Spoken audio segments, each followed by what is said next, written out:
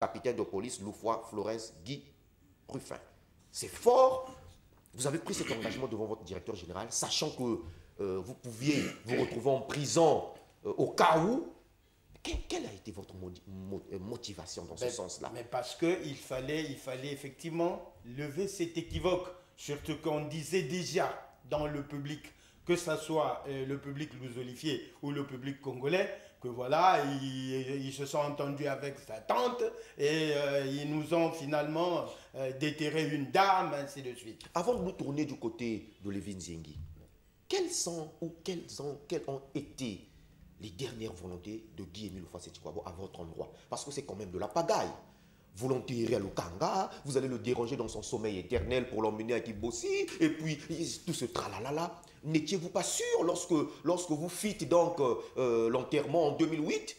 Qu'est-ce qui s'est passé? Quelles étaient ces dernières volontés? Merci, monsieur le journaliste. Les dernières volontés étaient que, une fois mort, et une fois retrouver le corps, il était question donc que j'aille l'enterrer là où il est aujourd'hui. Mais chemin faisant, à cette époque, rappelez-vous, monsieur le journaliste, qu'il y avait des événements au pays, notamment dans la région ou département du Pôle. Alors donc, une insécurité s'était installée. Vous comprendrez bien, dans l'autorisation de monsieur le procureur de la République, qu'il a été évoqué ces mêmes raisons. Qu'une fois l'ordre rétabli dans le département du Pôle, c'est là où M. Loufoy ira reposer dans son village natal.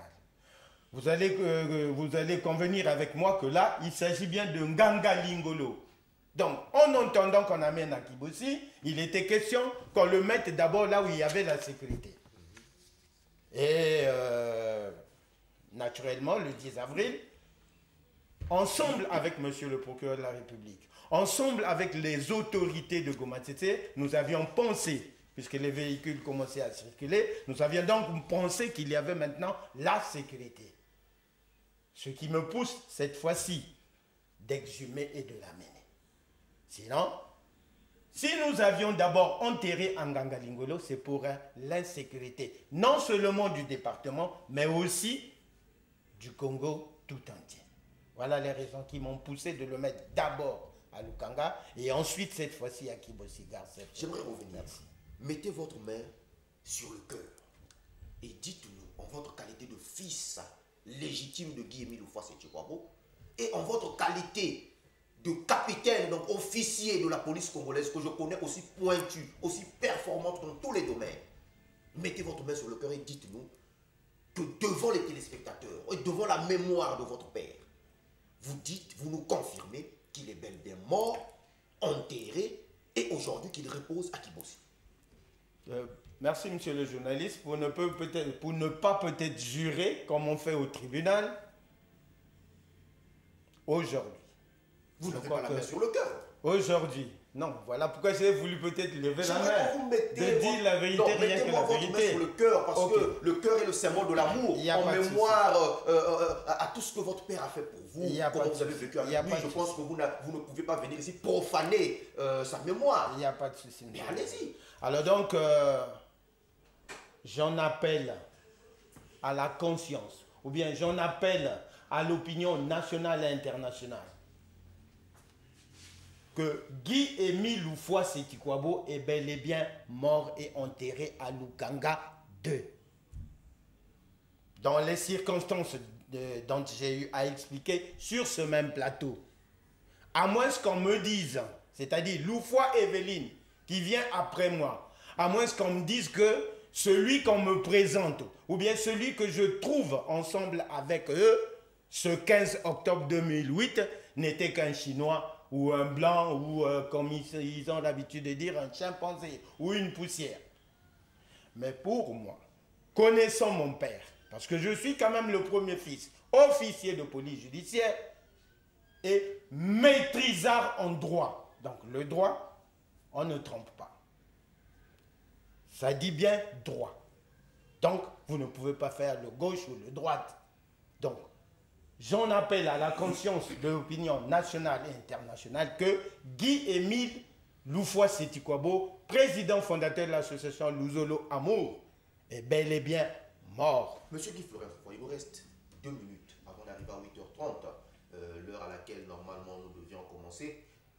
Monsieur Guy Florent Loufoua, vous savez que quand vous le dites, c'est gravissime ce que vous avancez. Vous savez que Guy-Émile mort aujourd'hui, vous risquez de perdre votre place au sein de l'association Luzolo Amour. Vous avez plus à perdre en vantant, sinon en ventilant la mort de votre père, qu'en cachant cette mort.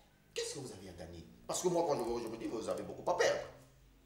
Mais qu'est-ce qui vous pousse à dire? Normalement, vous devrez, moi, à votre place, je serais là à mentir que mon père vit toujours pour profiter des avantages, hein, de ces liens de famille. Mais vous êtes en train de dire, n'est-ce pas la bêtise que vous êtes en train de faire? Non, non, ce n'est pas une bêtise, monsieur le journaliste, parce que j'aime bien le salut de mon âme. J'aime aussi hériter du royaume des cieux. C'est ça l'important. 10 millions, 3 millions, vous préférez laisser tomber ça pour le royaume de cieux qui est peut-être une utopie? Hein? Non, monsieur le journaliste, parce que c'est éphémère. 10 millions, c'est éphémère. Même les milliards, c'est éphémère. Et nous connaissons aujourd'hui des grandes personnalités de ce pays ou dans ce pays, pour ne pas dire dans le monde, qui sont morts et qui n'ont pas amené les 10 milliards, qui n'ont pas amené des hôtels, qui n'ont pas amené des immeubles.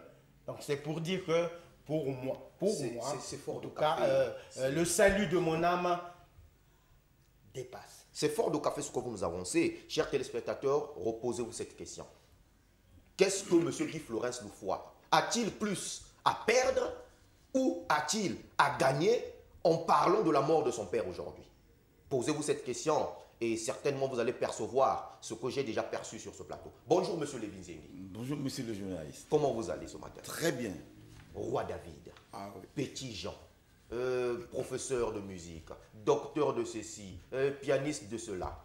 Mais quelque part, on vous dit que vous êtes de la race des bandits dans ce pays-là, dans ce monde-là, que vraiment Mère Nature n'a pas enfanté pire que vous en ce qui concerne l'art du banditisme.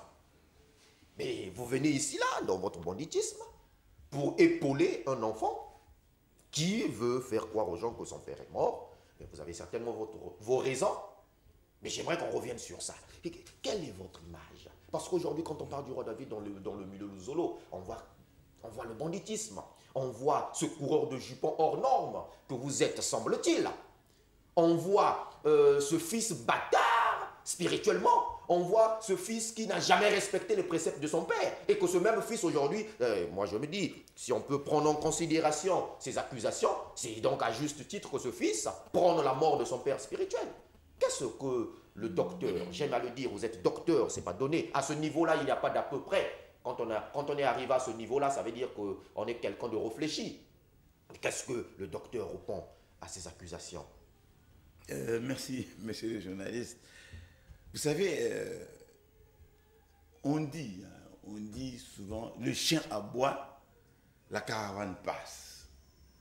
Ça, on le sait. Et l'Écriture précise, quand un aveugle conduit un autre aveugle, les deux tombent dans le fossé. Et le Christ le dit, parce qu'à un moment donné, il était un peu agacé lorsqu'il entendait les pharisiens, les scribes, les sadducéens parler de lui à tort et à travers. À un moment, il va dire, écoutez, laissez-les, ce sont des aveugles. Un aveugle conduit un aveugle et les deux, ils tombent dans le fossé. Alors, je crois que depuis un certain temps, les gens ont maintenant des diplômes. Hein. Moi, j'aimerais bien qu'on puisse ériger des diplômes de mensonges. C'est peut-être contradictoire, mais ça peut faire sourire. Peut-être un prix Nobel du plus grand bourotologue du monde. Voilà, c'est ça. Il faut créer quelque chose comme ça. Oui, parce que c'est Luzolo, en tant qu'association, c'est une bonne chose vraiment. Mais les conducteurs sont des aveugles et ils conduisent des aveugles dans le fossé. Monsieur Levin Zengi, sur ce plateau, on ne vient pas pour dire n'importe quoi sans preuve. Prouvez-nous que vous n'êtes pas celui dont on nous fait miroiter. Ah oui. Alors justement, il faut s'appuyer sur les écrits, sur les paroles. Mais tout le monde dit et quand je dis tout le monde, j'embrasse surtout les responsables de l'association Louzolo, que Émile est Dieu. Mais s'il est Dieu, il ne peut pas mentir. Mais moi, lorsque je parle de lui, je m'appuie sur ses paroles à lui. Mais enfin, s'il est Dieu, il ne peut pas mentir. Mais lorsque je parle de lui et que je démontre que ce qu'il dit de moi vient effectivement de lui, les détracteurs disent non, ça c'est caduc, c'est vieux, ça n'a pas d'importance. Mais enfin, il y a contradiction. On parle de l'Ancien Testament par exemple et du Nouveau Testament. Mais je vois tous les nouzolifiés qui se promènent avec leur Bible.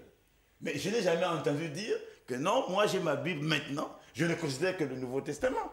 Et même le Nouveau Testament, ça fait beaucoup de siècles déjà. Madame, mais on ne comprend pas. Si on ne peut pas considérer un livre vieux de plusieurs siècles, et on considère toujours d'actualité ce livre, mais une parole de vieille de 20 ans, de 30 ans, on va la considérer caduque. Revenez sur ça, parce que moi, à ma connaissance, quand Dieu parle, il a parlé. Et Dieu ne parle pas aujourd'hui, ou alors il n'est pas Dieu, il n'a pas ses facultés d'omnipotence, d'omniscience. Et je ne sais pas moi. Dieu, c'est pas Christ Résident Sima qui peut avoir à commettre un lapsus sur ce plateau et pour se rattraper quelques secondes après. Mais si Dieu sait par exemple que IB, mon caméraman, c'est un bandit, que Dieu lui dit, que Dieu nous dise aujourd'hui, non mais IB c'est le plus bon garçon qui soit. Et que Dieu revienne demain ou 2 ans plus tard pour me dire, non mais IB c'est un bandit. À ce moment-là, Dieu, je ne sais pas s'il faut continuer à l'appeler Dieu. Oui, effectivement, c'est tout à fait juste. Voilà pourquoi j'aimerais, si vous le permettez, vous faire écouter une déclaration de Guy-Émile Loufossé-Tukwabo parlant de moi avec des inscriptions formelles. Et lorsque on les met, ces inscriptions, devant le peuple de Dieu, ce n'est pas tous les nouzolifiés, mais ceux qui sont à la tête, qui ont des intérêts, à mon sens, égoïstes, ils veulent toujours tordre l'enseignement. Mais on va leur poser la question de 2 choses l'une. Ou bien Émile est Dieu pour vous, ou bien c'est un fantasme. Donc ici, c'est pas si monsieur le juge peut me le permettre. Mais si c'est une preuve, ça veut dire que vous avez la permission. Bah, mieux vaut pour vous avoir voilà, une preuve. Voilà. Donc il me dit que je suis son écrivain. Mais moi je ne sais pas. Un écrivain, c'est quelqu'un qui se base sur des faits réels. Là, depuis que vous avez commencé, monsieur le journaliste, je me rends compte que vous tenez mordicus à ce que nos propos soient corroborés, soient soutenus par ce qui est écrit. On a beau dire qu'Émile est Dieu, Émile a dit ceci, Moutsamboté, etc. Vous dites, monsieur, je suis bien d'accord, donnez-moi des preuves, ce qu'on appelle des supports. Oui. Mais quelqu'un qui se dit prédicateur général adjoint, et qui n'a jamais démontré aux gens qu'il est effectivement le prédicateur général adjoint nommé par Guy-Émile Loufossé-Tukwabo. On le prendrait pour n'importe qui. Mais oh, je démontre à tous, et à force de détails, avec des exemples nombreux, irréfutables, qu'on ne peut pas me nommer écrivain de Guy-Émile Loufossé-Tukwabo si ce titre ne vient pas de lui-même. Monsieur Lévin Zengi, trêve de bavardage. Ne soyez pas comme sous d'autres cieux là où quelqu'un dit ben, j'ai le message mais je ne sais pas là où j'ai mis la clé. Ici là, si vous venez sur ce plateau, mieux vaut venir avec vos clés ici là. Effectivement. Faites-nous écouter ce message. La cabine technique. Mais parce que posé ma question, c'est moi qui ai créé la vie du grand maître.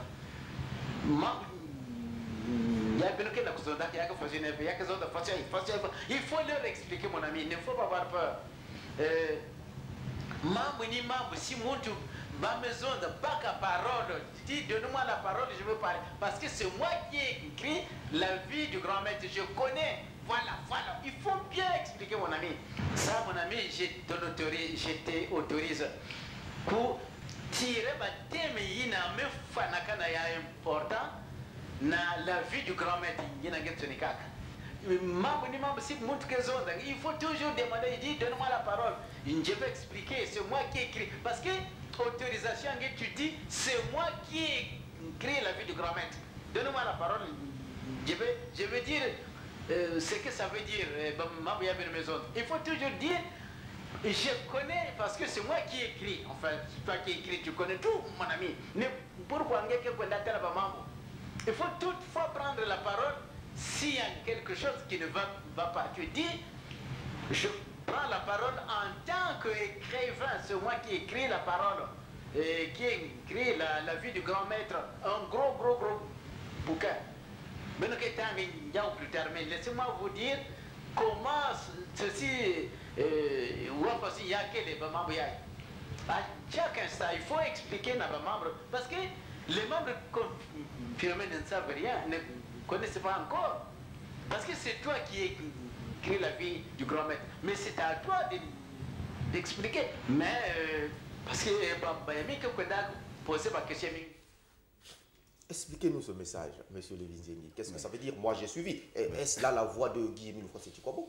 C'est vraiment sa voix. Et son fils est là.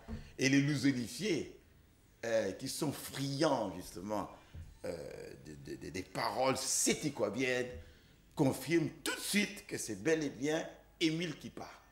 Alors, Émile vous donne l'autorisation, sinon vous donne le quitus de prendre la parole à tout bout de champ quand il faut parler de Guy-Émile Houphouët-Boigny. Parce que personne, c'est ce que j'ai ouï dire à travers ce message, je n'ai pas ouï dire, parce que quand on dit j'ai ouï dire, c'est comme les rumeurs, mais c'est ce que j'ai entendu de vive voix de la part de Guy-Émile Houphouët-Boigny, que personne à part vous ne maîtrisait sa vie et que vous aviez l'autorisation. Sinon, j'aimerais dire ça en termes de droit, vous aviez, comment on appelle ça en termes de droit, le papier qui permet à quelqu'un de faire usage, de faire valoir ses droits à tout bout de champ. Mais bon, voilà, le mot va revenir. Donc vous avez cela, et à chaque moment, à tout moment, vous pourriez donc monter au créneau pour expliquer sa vie. Est-ce cela ce que j'ai bien compris? C'est vraiment cela. C'est vraiment cela. Et, monsieur le journaliste, je vous dis si... Procuration. Vous avez donc une procuration permanente pour parler de la vie de Guy-Émile Houphouët-Boigny. Le terme est revenu. Allez-y, poursuivez. Alors, vous voyez, c'est la vie de l'homme-dieu. Parce que tous les lusophiles ici, ils crient tout haut, tout fort, que Émile est Dieu. Il ne peut pas mourir. On est bien d'accord. Mais cet Émile-là s'adresse à moi, le roi David. Et il me donne des instructions. Mais lorsque je me retrouve devant ces responsables, ils ne veulent pratiquement pas m'accorder la parole. Et c'est la raison pour laquelle les jeunes se disent, mais ce Levinzengi là, il vient d'où? Qui est-il? Mais c'est un voleur, coureur de jupons, etc. Donc ces responsables font fi de la parole de Guy-Émile Houphouët-Boigny. Naturellement. Quand on sait que ces responsables évoluent dans son association, En plus, ils préfèrent ne pas respecter la parole du propriétaire de l'association et qu'ils lui disent aujourd'hui qu'il est Dieu, qu'il croit en ce Dieu-là. Non, monsieur, je préfère ne pas aller là parce que, monsieur Levinzengi, revenez sur vos œuvres. Si vous n'êtes pas un bandit, ça veut dire que vous êtes quelqu'un d'important. Si Guy-Émile Houphouët-Boigny a fait de vous son biographe, pour que vous écriviez sa vie, ça veut dire qu'il a eu confiance en vous. Ça veut dire qu'il a été frappé par vos réalisations au sein de l'association Le Zola. Pouvez-vous nous en citer quelques-unes de ces œuvres? alors, donc, par rapport aux œuvres, je vais peut-être parler de celles que tout le monde peut connaître maintenant. Mais tout en vous disant, monsieur le journaliste, et je crois que ça va chiffonner un peu la cervelle de ceux-là qui veulent aller à gauche et à droite, il y a des œuvres qui sont déjà écrites, mais qui ne sont pas encore publiées parce qu'il avait dit, tel que je connais les gens à Luzolo, et ce que tu vas écrire, et ce que tu as écrit, c'est si profond que je préfère que tu le laisses de côté lorsque tu auras sensibilisé l'opinion, lorsque les gens auront compris exactement ma mission. En ce moment, tu mettras ces œuvres à leur disposition. Donc, il y a des œuvres qui sont écrites, mais qui ne sont pas encore publiées. Donc, je ne les cite pas. Parce que vous me direz... Parlez-nous des œuvres voilà, qu'on peut voir, que je peux aller demain dans un milieu Luzolo et puis palper cette œuvre-là. Voilà. Déjà, le but de l'association Luzolo. J'ai entendu un responsable dire, voilà, j'ai le but de l'association Luzolo ici. Et puis il tourne, il regarde par la fin, il dit, c'est bien écrit Guy-Émile Houphouët-Boigny. Mais oui, par modestie, quand j'écris un ouvrage, c'est Émile qui me dit d'écrire. Mais moi, je ne mets pas ma signature, je mets toujours Guy-Émile Houphouët-Boigny. En fait, l'écrivain, c'est moi. C'est ce qu'il dit. Tu t'écris. S'il vous plaît, j'aimerais ouvrir une parenthèse. Je me suis rappelé de quelque chose. Guy-Émile, semble-t-il vous appeler ma plume. Ah, effectivement. Était-ce parce que vous écriviez des ouvrages à sa demande, ou ma plume c'était juste une métaphore pour, je sais pas moi. Mais oui, mais c'est juste, monsieur le journaliste. D'ailleurs, en français, ceux qui ont fait un peu de littérature savent qu'il y a une expression pour dire c'est un homme de plume. Ça se dit. Un homme de plume, ça veut dire c'est un homme de lettres, c'est un écrivain. Et lui disait de vous que vous étiez sa plume à lui. Voilà. Dans MMA, le possessif montre que il introduit sa pensée dans ma pensée. Et j'écris ce qu'il me dicte.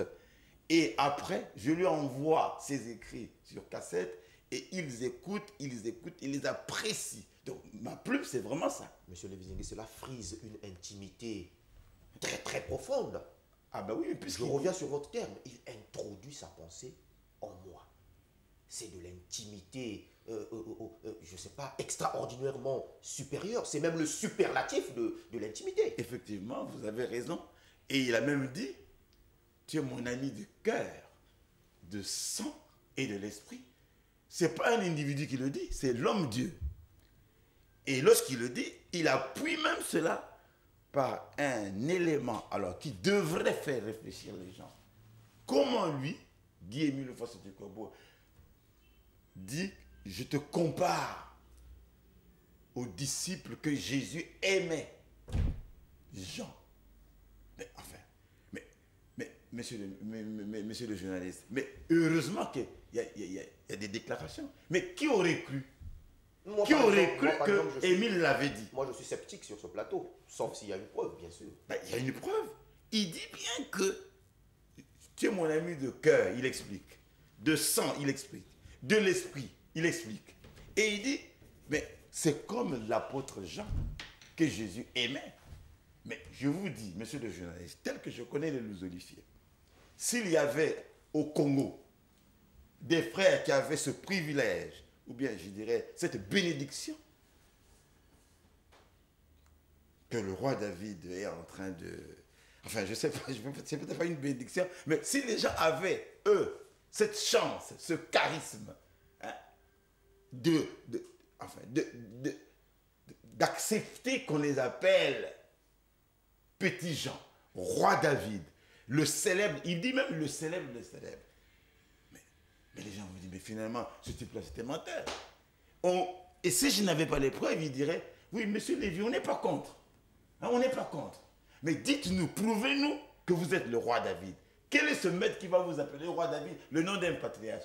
Quel est ce maître qui va vous donner le nom du disciple que Jésus aimait? Jean. Et il dit de vous que vous êtes son ami de cœur, de sang et de... Non. La cabine technique, s'il vous plaît.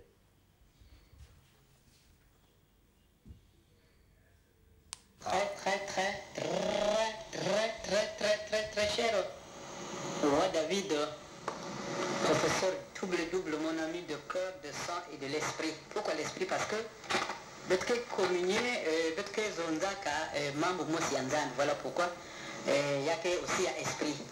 Esprit parce que ni baban tu n'as que zonzaka, qui parle de la même langage de l'esprit saint. Voilà pourquoi il y a aussi ami de l'esprit. C'est ça l'explication. Du sang parce que tu es mon ami intime, hein, c'est-à-dire peut transmettre les membres correctement parce qu'il y a de cœur parce que ngeke na makanisi yina moke penser ya intime yina moke zondela ngeke aussi ngeke transformer ya ngeke transmettre ya parce yina moke zondela ngeke détourner que va maman. Voilà pourquoi tu es mon ami de cœur, de sang et de l'esprit. Enfin un véritable ami quoi. Comme Jésus avait son ami qui était le petit Jean. Bien que Yann Banana beaucoup de disciples, Jésus avait un ami qu'il aimait plus, c'était le petit Jean. C'est pas parce qu'il était... Non, mais c'est parce qu'il l'aimait. Jésus avait ses amis. Voilà pourquoi tu es mon ami également, de sang, de cœur et de l'esprit. Mon ami très. Expliquez-nous ce message, monsieur Levizingue. J'en ai la chair de poule, tellement que ces paroles sont d'une profondeur inouïe. Ah, effectivement, il a expliqué, mon ami, de cœur, de sang et de l'esprit. C'est Dieu qui parle. Hein? Bon. Mais l'esprit, c'est... Comment on peut dire ami de l'esprit? Et il explique, parce que mes pensées s'accordent avec ta pensée.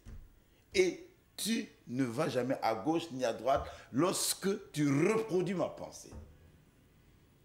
Ami de cœur, parce que le cœur, c'est quand même le siège des sentiments. Donc, si on dit ami de cœur, ben, ça veut dire qu'il y a quand même, lui, en tant que Dieu, lui en moi, un frère qui s'efforce, bien que pécheur, d'être en harmonie avec sa pensée, avec ses idées, avec son idéal, le but qu'il poursuit. Et ami de sang. Mais on parle du sang divin. Comment est-ce que moi qui suis un pécheur, je puisse être un ami de sang de l'homme Dieu? Vous voyez, vous avez raison de dire que c'est comme si il exagérait. Mais Dieu ne ment pas, il dit des choses qui sont vraies. Et il insiste sur le fait qu'il serait même mieux de me comparer à l'apôtre Jean. Je vais vous donner une petite... enfin, ce n'est pas une anecdote, mais ceux qui lisent les Écritures, je pouvais chaque fois les renvoyer à l'Écriture, parce qu'il y a des médaillistes ici à Luzolo, et puis il y a des prédicateurs. Ça, au moins, ils peuvent vérifier ça. Bon. Mais on parle de l'apôtre Jean, on dit le disciple que Jésus aimait. Mais nulle part, Jean dit clairement, c'est moi, Jean. Le disciple que Jésus aimait. Non, il ne dit pas ça. Il reste dans la discrétion, il dit le disciple que Jésus aimait. Sous-entendu, vous qui me lisez, c'est moi l'évangéliste, donc c'est moi Jean. Et pour mieux faire réfléchir ses lecteurs, il raconte une anecdote. Il dit, vous savez, quand Jésus était pratiquement avec ses disciples, et au moment de sa passion, il y a Judas qui avait des intentions un peu noires vis-à-vis de lui. Et Jésus dit, l'un de vous me trahira. Mais les disciples étaient paniqués, mais qui? Parce qu'on aimait tellement Jésus qu'on ne peut pas imaginer qu'on puisse trouver dans ce cercle-là un disciple qui puisse trahir Jésus. Mais je crois qu'on a des Judas maintenant à Luzolo. Même si ce n'est pas le même nom, mais un Judas, c'est qui? Mais c'est celui qui prétend dire qu'il aime Émile, mais quand on l'entend parler, quand on écoute ses expressions, il est carrément à l'antipode. Mais ça, c'est des Judas. Puisqu'il parle au nom de Guy-Émile Houphouët-Boigny, mais en fond, il le renie. Comment? Mais lorsqu'il dit maître, et au fond, il complote contre son Dieu. Mais on trouve des Judas maintenant à Luzolo. Et à ce moment-là, les disciples ont dit, mais qui peut faire ça? C'est abominable. Pierre, qui était un des grands, va faire un signe à Jean. Pourquoi Jean? Parce que Pierre savait que Jésus aimait tous ses disciples. Mais il savait que Jésus ne refusait rien à Jean. Alors Pierre lui fait signe. Il dit, alors Jean, là, toi qui es à côté du maître, là, tu peux lui poser la question de savoir qui va le trahir. Et la Bible dit bien que le disciple que Jésus aimait était à côté de lui, et c'est lui qui penchait sa tête vers le cœur du Christ. Voyez? Il dit, maître, qui c'est qui va le faire? Mais aux autres, Jésus n'avait pas dit. Il dit, non, mais celui avec qui je tremperai un morceau de pain, ça vous savez. C'était Judas.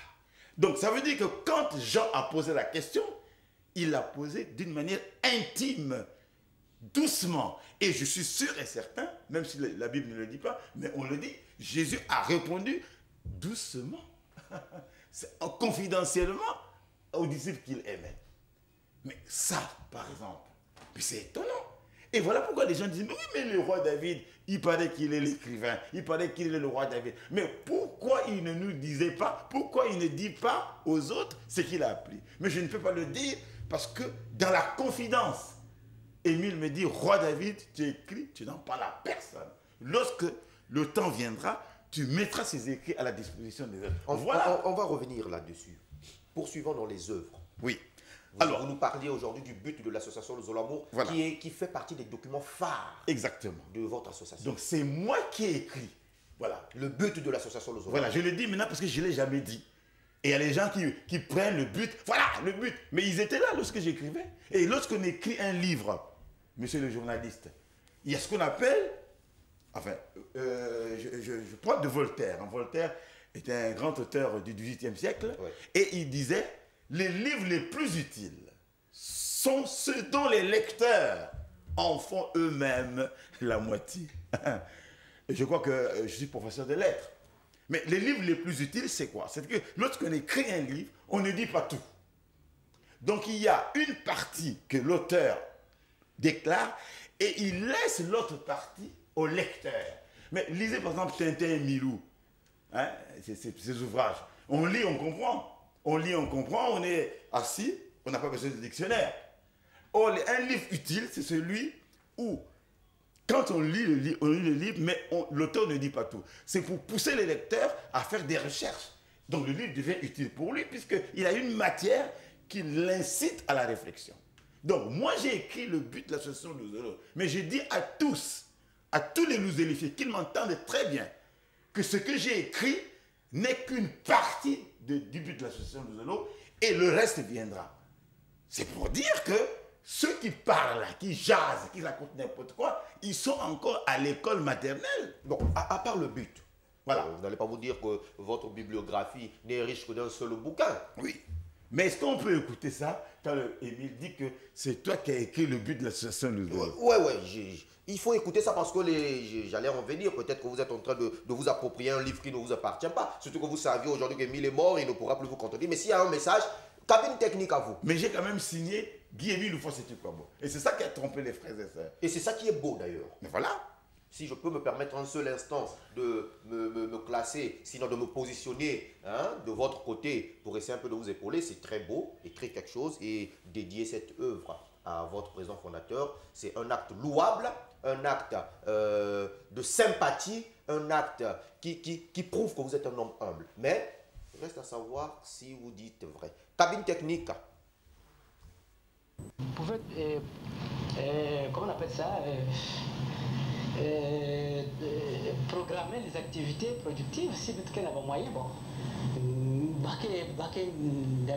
D'abord, Salaka, le document, il y a le but de l'association de Zolobo. Tu connais ce que tu as écrit déjà. Donc là, ce n'est plus la peine de te rappeler. Hein. Et donc, Yina, ça va. Non, cabine technique, revenez sur ce message, s'il vous plaît, c'est importantissime. Revenez sur ce message, je vous en prie. Revenez sur cet extrait-là. Parce que les gens ont parfois la manie de ne pas comprendre les choses. Pas parce qu'ils ne peuvent pas comprendre, mais parce qu'ils ne veulent pas comprendre. On va les obliger à comprendre. Revenez sur cet extrait-là.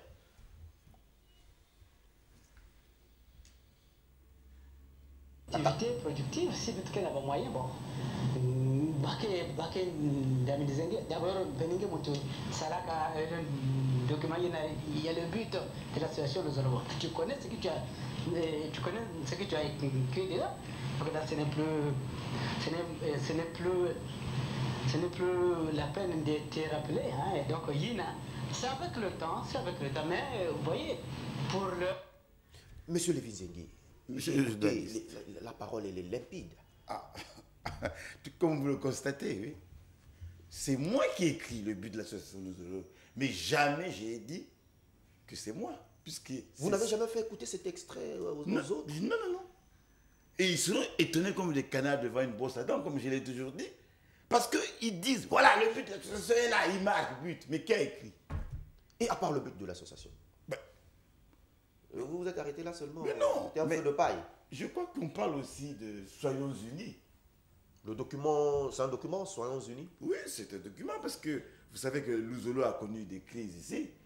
Et comme les gens étaient toujours à couteau tiré, toujours à cause des intérêts matériels, ils ne voyaient pas les intérêts de Guy-Émile Loufoua-Sétukwabo qui reposaient sur l'union, la paix. Et ils se déchiraient. Et moi, j'étais inspiré, j'ai écrit un document intitulé Soyons Unis. Et le grand-maître dit, mais c'est pas possible. C'était ce document-là qu'il fallait. Tu as été inspiré, tu nous as écrit Soyons Unis. Le support existe? Madame, il existe. Vous l'aviez apporté? Ben, je l'ai. On peut l'écouter? On peut cabine technique.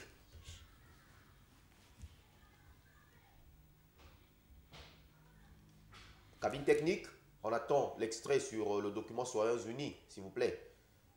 Mais si vous n'êtes pas prêt, on va permettre au professeur Lévin Zengi de poursuivre dans son développement. Dès que vous êtes prêt, vous nous faites signe. Alors allez-y. Oui. Vous nous parlez du document Soyons Unis. Alors, il y a eu quoi encore? Mais il y a eu, donc Soyons Unis. Il y a même un autre document que j'ai écrit, mais bon, je ne pensais pas à le mettre au service de... Mais au moins, c'est bien écrit. Lévin Zengi, cette fois-ci, ils ont lu les 33 déclarations de Guy-Émile Loufoua-Sétukwabo à l'occasion de l'ouverture de la grande et belle... Repartons du côté de la régie pour écouter cet extrait sur le document Soyons Unis. La cabine technique à vous.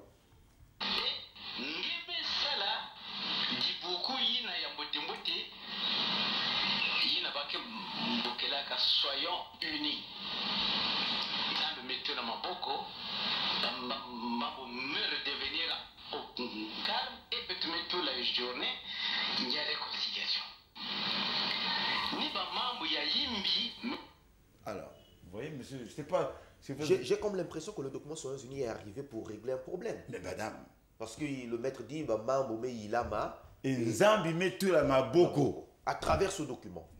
Mais, faites-nous le récit, s'il vous plaît. Mais justement, messieurs les journalistes, ça tombe bien, puisque peut-être vous allez me poser la question, mais finalement, qu'est-ce que vous êtes venu faire ici à Pointe-Noire? Qu'est-ce qui se passe? Mais je crois que tout Louzolifié sait que Louzolo est divisé. Et le grand maître a toujours été malheureux lorsqu'il constate que son enseignement ne porte pas et les frères et sœurs sont toujours déchirés. Et il a dit, roi David, tu sais que les paroles s'envolent, mais les écrits restent. Il m'avait déjà dit ça, mais si vous voulez un autre jour, vous pourrez écouter ça. Et voilà pourquoi il a dit, regarde un peu ce qui se passe. Alors que moi, je suis pour l'amour, mais les gens ne font que se haïr. Tu ne peux pas vraiment penser à quelque chose. Il parlait comme ça. Et un jour, il m'est venu l'idée d'écrire ce livre, Soyons Unis. J'ai même appris qu'il y a même des responsables de haut niveau de notre pays qui ont apprécié cette œuvre-là en disant mais c'est pas possible, Louzolo. Vous avez la chance d'avoir un enseignement comme celui-là et vous avez des écrits qui confirment que la ligne que vous suivez est vraiment bonne. Mais vous n'appliquez pas ce que vous dites. Donc, une petite parenthèse, sinon quelques guillemets. Donc, vous revenez ici, là, pour refaire un nouveau Soyons Unis ou juste parce que vous êtes dit, ça c'est entre guillemets, hein, votre présence à Pointe-Noire actuellement. Oui, ma présence, c'est justement parce que je constate, parce que c'est une mission que Papa m'a donnée. Tu es là pour redresser, tu es là pour rassembler, tu es là pour amener les gens à s'unir, à la réconciliation. J'ai entendu quelqu'un dire qu'il faut se réconcilier avec sa propre conscience, mais je ne sais pas ce que ça signifie. C'est vrai qu'on peut avoir une réconciliation avec sa propre conscience dans le sens où on aura peut-être commis une certaine faute. Mais quand on vit ensemble, mais la vraie réconciliation, c'est entre frères et sœurs. Quand le vivre ensemble se brise, voilà. On doit donc aller vers la reconstruction de la famille. Et, voilà. Et ça, on ne le fait pas dans sa conscience, on ne le fait pas dans sa petite chambre psychique. On va vers le prochain, faire la paix avec lui, et puis revenir ensemble dans la maison paternelle. Voilà. Et même le Christ le dit. Si tu vois que tu as un problème avec ton frère, c'est biblique ça. Hein? Vas-y avec ton frère, parle-lui. S'il t'écoute, c'est bien. S'il ne t'écoute pas, Jésus dit, prends un autre. S'il n'écoute pas cet autre, prends un troisième. Et finalement, dis-le à l'église. Mais l'église, c'est par extension. Mais c'est l'association, c'est au sens spirituel du terme. Ce n'est pas la construction. Mais l'église, nous constituons l'église dans le sens où nous sommes des frères et sœurs, l'épouse de Christ, nous disons le bien personnel. Mais donc on voit bien qu'à Louzolo ici, personne ne me dira que depuis que nous sommes à Louzolo maintenant, je n'ai pas de problème avec les gens. Mais comment quelqu'un peut régler son problème avec sa propre conscience? Cette scission est d'ailleurs la preuve palpable, matérielle de la division qui règne au sein de votre association. Voilà. C'est donc normal d'aller vers une réconciliation. Ça, ce sont les paroles et la compréhension du journaliste. Revenons sur les œuvres. Donc, Soyons Unis, justement, c'est cette œuvre-là. C'est clair, j'ai préféré un titre simple. Même un élève de l'école primaire, à force de lire, peut comprendre. Soyons unis. Je n'ai pas dit soyez. Donc, je m'adresse aux Louzolifiés qui n'aiment pas cet esprit d'humilité. Vous-même y compris. Bien sûr, puisque j'embrasse ma personne. Soyons. Et Papa Émile a trouvé que c'était bien. Il dit Nzambi met tout le maboko. Autrement dit, cette œuvre écrite par un pécheur a été reconnue par le Créateur parce qu'il a béni cette œuvre-là. Mais je pense que c'est une des œuvres importantes et elle est à l'actualité maintenant. Et donc, votre bibliographie s'arrête là, c'est tout, les deux bouquins, But de l'association Soins Unis. Bon, et j'ai écrit d'autres ouvrages, Guy-Émile Fossé du Homme de Dieu, tout ça. Et mais surtout, le Larousse spirituel de Guy-Émile Fossé du Corbeau. La fois passée, vous nous avez dit que c'est vous qui étiez celui qui écrivait les notes circulaires. Ah bien sûr. Mais vous n'en avez pas fait mention parce que vous considérez que ce n'est pas des œuvres, ça. Ah mais si, vous avez raison. Mais les notes circulaires, chaque fois on met Guy-Émile Fossé du Corbeau. Guy-Émile Fossé du Corbeau. Donc, depuis que je suis...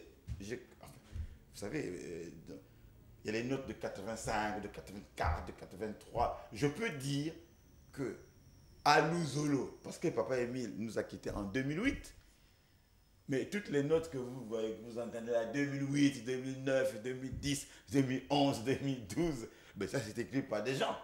Mais quand c'est Guy-Émile lui-même, il dit, Roi David, dites-leur qu'ils fassent la différence. Quand c'est de moi, quand je te demande d'écrire, il y a une signature qui est précise de Guy-Émile Fossé du Corbeau. Mais les notes circulaires, on les lit ici partout. Mais c'est des écrits. Et il a même dit que le jour du jugement, mais ce sont ces notes circulaires qui vont nous juger. Donc, il dit que Roi David, quand tu écris, mais vous me dire, vous avez, mais les preuves sont là. Quand tu écris une note circulaire, quand je l'écoute et que je la lis, dès que je tiens la note, le double est là-bas. Parlez-nous, monsieur Roi David, vous êtes musicien. Votre carrière de musicien au niveau de l'association de Zolo Amour, qu'est-ce que vous avez fait concernant la musique? Le Roi David, ça se le dit déjà. Roi David, c'est le chant de l'éternel. Chers téléspectateurs, ne nous appelez pas, faites-nous des messages s'il vous plaît. Mais même les messages, posez les questions, parce que nous allons revenir avec le Roi David ici. Nous allons revenir pour répondre à toutes vos questions. Ça sera une émission spéciale pour répondre aux questions des téléspectateurs. Peu importe la question que vous posez, bien sûr, en rapport avec la mort de Guy-Émile Houphouët-Sétikwabo. Vous nous posez ces questions-là et ce jour-là, nous nous ferons le plaisir de soumettre ces questions. C'est aussi l'occasion pour nous de tester ces doctorats, pour ne pas dire que c'est... Bon, professeur en France, ça veut dire que ces doctorats sont mérités. Bon, on va voir ça sur ce plateau ce jour-là, tester sa spiritualité, sa connaissance de la doctrine de Guy-Émile Houphouët-Sétikwabo, parce que quand il avance ses arguments sur le plateau, j'ai comme tendance, il me pousse à croire qu'il serait le dépositaire de la doctrine sétikwabienne. On aura le temps de tester cela. Poursuivez dans la musique, qu'est-ce que vous avez Alors, fait? dans la musique, Roi David, évidemment, ça veut dire que le chant de l'éternel, les chansons que j'ai composées au sein de l'association sont un nombre impressionnant. Et je ne compose pas, excusez-moi, ce n'est pas de l'orgueil, je ne suis pas le genre de compositeur, je compose une chanson aujourd'hui, j'attends 2 semaines, 1 mois, non. Parfois, je compose 50, 60 chansons, 100 chansons en moins d'une semaine. Et tout le monde sait que de Paris au Congo, j'avais pris l'avion, j'avais composé 50 chansons en français. Ça, au moins, on le sait. Dans l'avion? Dans l'avion. Pendant les, je sais pas, les 6 heures ou les 9 heures de vol? Exactement. J'étais là, je prends l'avion, paf, j'arrive à Brazzaville, 50 chansons. Et les choristes les connaissent. Là encore, il y a des cassettes. Mais prenez-nous un extrait, sinon quelques extraits des chansons les plus célèbres que vous avez composées. Quand on parle de caducité, on va voir si ces chansons-là sont devenues caduques. Parce que si la parole de Dieu peut devenir caduque, ça veut dire que la chanson inspirée par Dieu peut l'être aussi. Maintenant, on va tester ici, là, si la caducité de ces chansons-là est d'actualité. Mais par exemple, une chanson très, très, très ancienne que les gens chantent maintenant. À Tabazon, on ne veut plus des mille. Mauvais, chez le coiffeur, chacun son tour. Elle est devenue caduque, on la chante. Il paraît. On la chante toujours. Même on la chante toujours. Mais elle fait fureur du reste. Et quelle chanson encore? Qui a dit que si ma nous va pas guiller. Et j'entends souvent les présidents de section entonner ça. Je ne sais pas pourquoi ils le disent. Hein. Il y a une chanson que moi j'aime, que j'ai vue, et j'ai vu comment le peuple était en transe, en émoi, rien qu'en entendant cette chanson. Vous voulez me dire Zambia Ponio? Mais il y en a. Ça, c'est pas vous. Mais c'est le Roi David. C'est vous? Bien sûr. Zambia Ponio. D'ailleurs, quand je suis venu au Congo, à Pointe-Noire, c'était la première chanson que j'avais enseignée. Et le maître avait dit, dites à Roi David qu'il pense souvent à cette chanson dans Zambia Ponio. Chantez-la aussi. Zambia Ponio, au soleil, dans le topé, dans mon thème, Zambia. C'est une chanson phare, hein, quelque part. Mais et puis j'ajoute, monsieur, vous savez, on a dit que le roi David serait sorti, dit-on, avec la femme. Non, on va en arriver là. Non, parce que si vous voulez, mais parce que Bah, j'allais c'est en justement... relation avec cette chanson. Mais bien sûr. Donc c'est à cause du succès de cette chanson que la femme du maître est venue Mais vers vous, voilà, que vous êtes allé vers les elle. gens ont dit que voilà, le roi David c'est un coureur de jupons. Et c'est lui qui, naturellement, était sorti avec une des femmes du grand maître. Alors le maître, pour le salir, l'appelait, et puis bon. Et il a pris il a pris la femme du roi David à l'époque. Je crois qu'elle s'appelle encore, je ne sais pas si c'était son nom, et puis la femme du grand maître. Alors le maître s'est mis à me blâmer, à m'invectiver pendant que je jouais à l'orgue à Makaka. Et mes ennemis étaient là, voilà, vous avez vu, voilà, c'est le roi Mais David. oui, là. mais si le maître se permettait de vous blâmer, ça veut dire qu'il avait testé la véracité des propos. Ça veut dire qu'il vous avait peut-être trouvé en petite culotte dans sa chambre en train de faire des acrobaties matelassées avec sa femme. Mais oui, mais monsieur le journaliste, peut-être ils ne connaissent pas le grand maître. Hein. Il est Dieu, mais il est homme. Mais tel que je le connais, et tel que je le connaissais, il disait, roi David, je suis un homme de Dieu, mais si je te surprends avec mon épouse, ce jour-là, tu sauras qui je suis. Il a toujours dit. Et un jour même, je me souviens, puisqu'on était en plein damage au terrain de pèlerinage, un frère viendra seulement dire à la femme de papa, alors maman, comment? C'était tout. Le maître était dérangé par ça. Et tout le damage, il ne parlait que de ça. Nge fixé Kent Amounou, Mouke Katulangé na Luzolo. Ah bon? Il était jaloux comme ça à l'extrême. Il dit jalousie mordante. Il badinait pas avec ça. Alors, s'il est vrai que le roi David serait sorti avec une des épouses du grand maître, mais il faut qu'il pèse bien les mots. Commettre l'adultère avec la femme de l'homme-dieu. Mais dites-moi un peu, monsieur le journaliste, mais cette histoire-là aurait eu une ampleur considérable. Il y aurait même une note circulaire pour dire que Lévin Zengi, roi David, malgré ce qu'il est sorti avec une des femmes du grand maître. Et en raison de cette faute monumentale, eh bien, il a été exclu. Et si même il fallait que je revienne à Bluzolo, le maître a dit, demandez pardon publiquement. Mais depuis quand et où, quand j'ai fait cela? C'est fort. Mais pourtant, tout le monde a vu, l'assistance a vu le maître vous faire des reproches, vous réprimander en public, Voilà. vous remonter les bretelles, Et pendant qu'il me réprimandait, enlever votre semblant d'orgueil et de personnalité que vous aviez à l'époque, Voilà. pour vous ramener à terre. et pendant qu'il me réprimandait, curieusement, et c'est ça l'ironie du sort, il m'insulte, mais toi, après tout, tu veux montrer quoi? Tu as des doctorats, hein, tu vas voir. Voilà, il fait ceci. Mon épouse est là, ton épouse est là. Il faisait. Heureusement hein, que tu es membre confirmé, sinon je te l'ai démontré. Mais tout le monde a dit, mais oui, mais c'est vrai. Le maître est en train de montrer que le roi David a commis l'adultère. Et juste après, il dit, Nzambia Poniyo, jouez-moi ça. C'est vrai, il dit Nzambia Poniyo, voilà, j'ai pleuré. Mais il m'insulte, il Vous m'invective. étiez là sur le piano, joue, mais malgré le fait que vous étiez attaqué de partout, les scuds, machin, ben il vous demande de jouer, vous jouez. Nzambia Poniyo, mais c'est curieux. Mais comment voulez-vous Vous qui connaissez le maître, Ouais. il vous faisait entonner cette chanson-là pour lui ou pour vous ou pour... Mais je crois que c'était pour nous éduquer. D'abord, m'éduquer pour dire, roi David, tu me connais assez. Quand je vois que les gens te haïssent, pour les libérer, pour satisfaire leur malice, je suis obligé d'être de leur côté. Mais sache que je te connais, puisque Nzambia Ponyo, c'est moi qui t'ai choisi.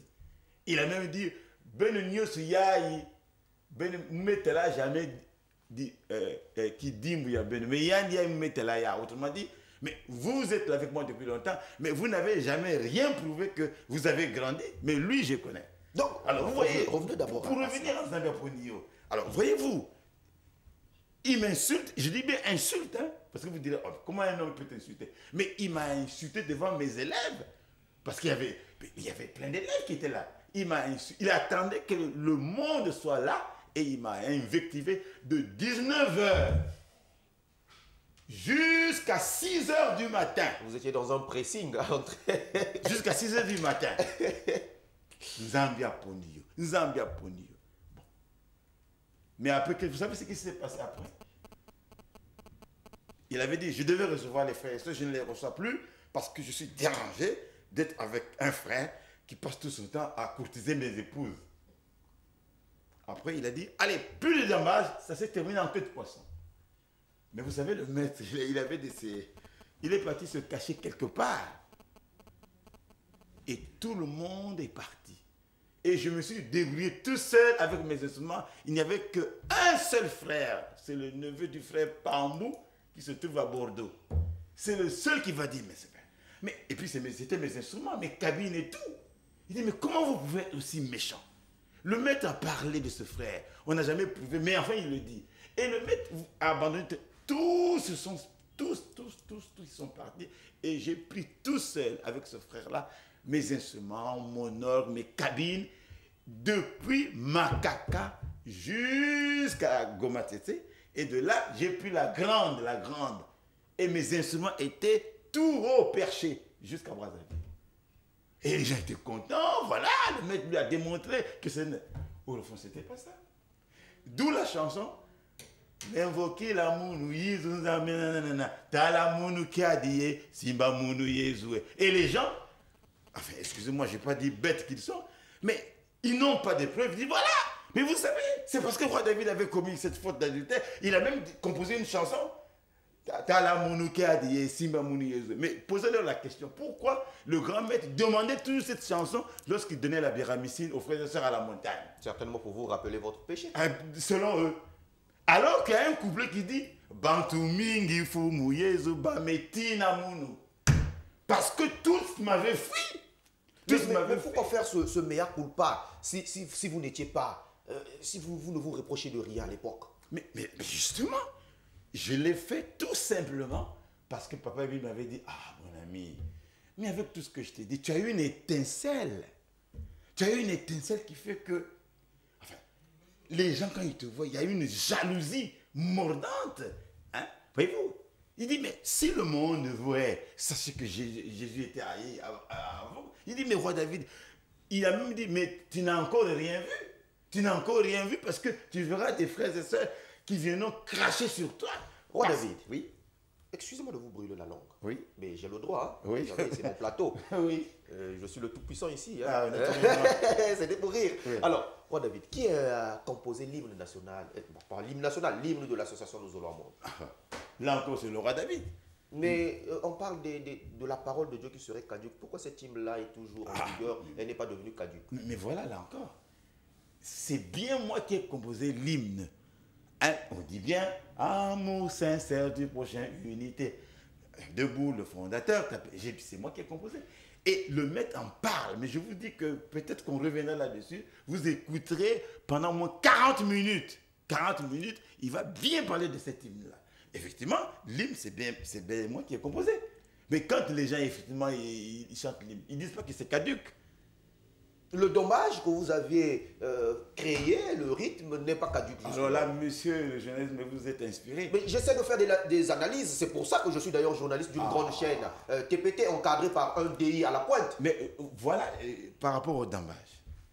Mais tout le monde sait que le rythme du dambage, c'est bien le roi David. Mais il n'est pas caduque, ce rythme. Mais je ne sais pas, il dambe tout le temps. La parole de Dieu, on fait de la parole de Dieu quelque chose de caduque, quelque chose de dépassé. Pourtant, les réalisations de cet homme qu'on refuse aujourd'hui, qu'on rénique aujourd'hui, qu'on repousse aujourd'hui, ben, ne sont pas caduques puisque le dommage, il faut changer. Peut-être prendre un autre style. Hein. Je ne sais pas, Prince Azoka va nous proposer peut-être le ndombolo. On va mettre notre dommage avec le ndombolo. Mais si on utilise le dommage et que le dommage n'est pas caduque jusqu'aujourd'hui, ça veut dire que la parole de Dieu ne peut pas être d'une caducité aussi piètre qu'on nous la présente aujourd'hui. Et monsieur le journaliste, c'était peut-être pas pour maudire les gens, parce qu'on n'a pas le droit de maudire, on ne fait que bénir. Mais l'homme, parfois, il se maudit lui-même. Parce qu'il me dit, à partir du moment où vous avez entendu mon enseignement et vous faites semblant de le rejeter, vous êtes puni. Mais ceux qui disent que le roi David est un coureur de jupons, il a été exclu, mais il dambe sur ma musique, mais chaque fois qu'il dambe, il y a la punition. Mais comment, et comment? Alors, multiplier tous les dambages qu'ils ont déjà organisés, où ils se mettent à damber et ils se mettent... Mais comment? Ça fait trop. Mais vos chansons, certainement, ont été déclassées. Hein? Bon, les deux chansons que vous venez de citer, moi, je n'ai jamais écouté, à part Nzambia Ponyo, que je reconnais. Hein. Ah, mais il y en a. Il y a encore une autre chanson. Quelle autre Hier, là, on était à une veillée, là. On était à une veillée, là, quelque part. D'une manière instinctive. Les gens ont dit, mais Roi David a des chansons, là, il y a des chansons qu'il avait composées. Mais qu'est-ce que c'est? Par exemple, à Tabazon, on ne fait plus de 1000. Bon, vous avez déjà parlé de ça. Mais il y a eu des chansons. Mouke Koufakwande, Nankumbwanzambie, Mouke Kwenda, Naluzolo Nyoso. C'est Papa Émile qui me demande. Il dit, Roi David, le jour où moi, je ne serai plus, parce que là on revient maintenant à la première, il a donné une liste de chansons. Tu commences par Péné na Yezu. Il dit, et ensuite, 7 autres chansons, ou 6 autres chansons, que tu avais composées, qui parlent de ma mort à moi. Là, ils ne vont pas dire que c'est caduc. Hein? La chanson qui dit, Moukokou Fakouan, il y a longtemps que j'ai composé ça. Éternel n'entend jamais Betenios que Koufoua, Mouela, Yangé, Kani Sayao, c'est une vieillerie d'après eux. Troisièmement, Loufa Kele Kwa, Andi Kinkuti Pandi, Kakani Beto que Kwenda Pe que vous tout, il y en a. Et il dit, lui, que le jour où vous allez faire mes funérailles, tu commences par peiner na Yezu, parce qu'il est salutiste, il aimait cette chanson-là, et tu ajoutes 6 autres chansons qui sont tes compositions, mais qui parlent de ma mort à moi. Bon, maintenant, posez-leur la question. Nous sommes maintenant en 2008. 2018. Et de 2018, c'est caduc ça. Roi David, nous allons terminer avec cette première partie. Deuxième partie, où nous avons parlé de votre image. Ben, mettez-nous, je suis pas trop convaincu. Je vois mon DI de l'autre côté de la baie vitrée, pas trop convaincu aussi. Si vous avez d'autres éléments à mettre à notre disposition en ce qui concerne votre image. Alors, justement, par rapport, je vous ai parlé de l'écrivain que je suis, mais je veux quand même dire un petit mot là-dessus, quand même, pour peut-être un petit commentaire. Mais vous voyez, il y a quand même les 4 évangélistes qui sont là, que nous connaissons. Matthieu, Marc, Luc, Jean. Bon, je vous pose la question, monsieur le journaliste. Tout le monde se réfère à ces auteurs-là. Mais si ces écrivains n'avaient pas fait ce travail d'écriture, nous n'aurions pas la parole. Mais je suis quand même l'écrivain de Guy-Émile Lefossi-Tukwabo. Je suis sa plume, comme vous venez de le dire. Et c'est moi qui ai écrit le Larousse, c'est-à-dire la vie d'Émile dans l'éternité. Et c'est ce qu'il appelle l'après-Émile. Mais voilà, quelqu'un qui a été réuni par le grand maître, qui est caduc. Mais comment lui, il peut déjà écrire la vie de Guy-Émile Lefossi-Tukwabo dans l'éternité? C'est moi qui écris. On vous a vu en 2009 revenir ici, on vous a donné la parole par-ci par-là, vous avez parlé de ce Larousse. Oui. À l'époque, ces responsables ne savaient pas que ces paroles-là étaient devenues caduques. Ben, je sais pas. Et le terme de Larousse, ça vient de lui. Il a dit, au lieu de dire la Bible, les gens vont trouver ça un peu bizarre, mais il y a déjà une Bible qui est là. Il dit, alors que l'après-Émile précise des choses, des enseignements que Christ n'avait pas donnés. Mais l'après-Émile, c'est beaucoup. Mais en ce moment-là, est-ce que le roi David, il est encore caduc? Qui est capable de m'expliquer l'après-Émile? J'ai entendu un prédicateur dire, l'après-Émile n'existe pas. Mais comment? Mais il le dit lui-même. Il dit lui-même, et il dit justement, c'est si profond, c'est si important, que je ne t'autorise pas, roi David, à mettre ce livre-là à la disposition des frères et sœurs. C'est si profond. Mais ça c'est pas caché. J'ai entendu Guy Florence Loufoy me souffler tout à l'heure que le grand maître a dit de vous que vous étiez l'issue, je ne sais pas l'issue de qu'est-ce qu'il voulait dire. Ah oui, oui, l'issue, effectivement, c'est ça. Et ça, c'est encore grave. Enfin, messieurs les journalistes, moi, je ne sais pas. Ils disent bien qu'Émile est l'esprit de vérité. Donc, il est Dieu le Père, il est en même temps Dieu le Fils, il est en même temps Dieu le Saint-Esprit, parce qu'il n'y a pas 3 dieux. Et il dit, je suis avec eux, moi, Émile, lorsque je travaille. Nous sommes nous. Il dit nous. Donc, il fait allusion à la famille divine, Père, Fils, Saint-Esprit. Il dit, je suis avec eux. Et quand eux, ils me parlent à moi, je prends l'enseignement, et je te le donne, je te l'explique, je te le transmets, parce que tu es mon canal, l'issue. Et toi, tu transmets cet enseignement aux frères et sœurs. Vous avez la preuve? Mais j'ai la preuve, elle est là. Cabine technique, la preuve s'il vous plaît. Aujourd'hui, on parle preuve à l'appui. On n'est pas en train de divertir les gens que j'ai un support. Non, ici, quand vous venez sur Ça fait débat, venez avec vos supports. Même si les supports-là se trouvent, je ne sais pas, à Moussingasia, mais faites d'abord un tour à Moussingasia, allez chercher les supports et puis venez. Voilà pourquoi les gens fouillent Ça fait débat. Ah bah. Parce que ici, là, chez nous, ici, là, c'est pas, on n'est pas dans la fiction. Oh non, il avait dit où? Montrez-nous la preuve. S'il avait dit, ça veut dire qu'il y a une preuve. Bah oui. Dieu n'est jamais venu et puis il a parlé comme ça. Non, même moi quand je parle ici, à la fin là, il y aura une preuve. Il y aura un CD, il y aura des supports au niveau de TPT. Donc quand vous parlez, il faut des preuves. On ne peut pas parler au nom de Dieu et puis ne pas présenter une preuve. On ne peut pas dire que Dieu m'avait dit, il avait dit où? Il faut nous montrer là où Dieu avait dit. Donc vous nous dites ici là que vous êtes l'issue. On attend la preuve. Si la preuve n'est pas là, on va rayer cela, on va demander aux téléspectateurs de ne pas tenir compte de cela. Dit Florence Loufoy. Oui, monsieur le journaliste. Vous voyez, vous êtes sur ce plateau.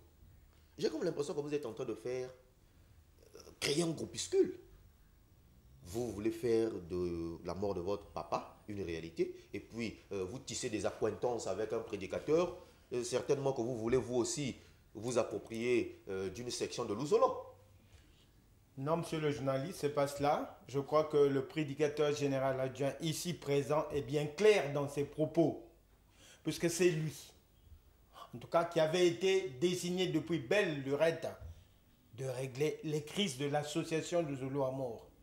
Et puisque cette crise est née de cette mort dont on est en train d'épiloguer dessus, je crois que c'est pas une section qu'on veut créer, mais c'est au contraire l'unité que nous voulons pour repartir sur les nouvelles bases. Surtout qu'aujourd'hui, les chefs de Luzolo, connaissant leurs fautes, et lorsqu'ils lisent les documents à notre disposition, tels que les statuts et les règlements intérieurs, ils sont dedans, ils sont en plein dedans.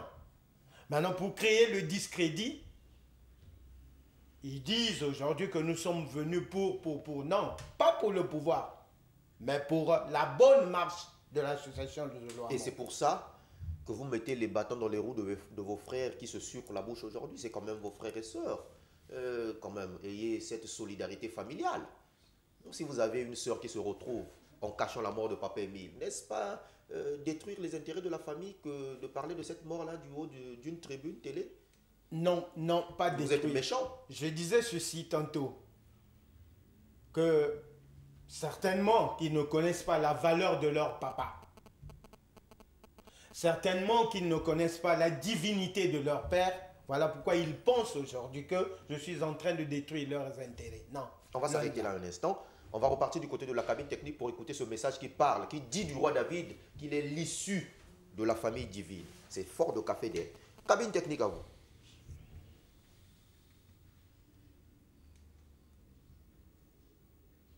Ah, cabine technique, ce message arrive. Angeme kuwaka ba directive ya beto. Jidi ya beto. Ngunu kana nani ngeme zabadisha. Et comme tu l'as dit toi-même dans cette queue, Mouké salave qui m'a yamoun mosme, Mouké yambaka, ba directive ya OPH. Donc, Mounou n'a-ba, peut-être que Zol. Enfin, peut-être que. Papa qui m'y mais Mounou, parce que je le représente, donc Mounou n'a-ba. On peut dire peut-être que Zol, parce que Organa, c'est moi, hein, qui suis leur petit jardinier. Donc, il n'a mouké toi, il n'a mouké zondelangi. Donc, Ningi qui porte une parole, il y a bête. Donc, Ningi qui est issu, hein, il y a moi qui s'abat, ça m'yoso. Il n'a mouké yamba na organisation, bah qui peut ça, mon mouké peut ça, facile. Vous allez commenter. Chers téléspectateurs, ne nous appelez pas. Il y a un téléspectateur, je vais me permettre de dire ce numéro parce que le monsieur ou la dame est en train de récidiver. 04 071 17 13. Vous savez, quand vous n'avez pas d'argument dans un débat intellectuel, mieux vaut se taire au lieu d'afficher votre bassesse d'esprit, votre manque d'argument, votre piétritude à la vue et au su de tous.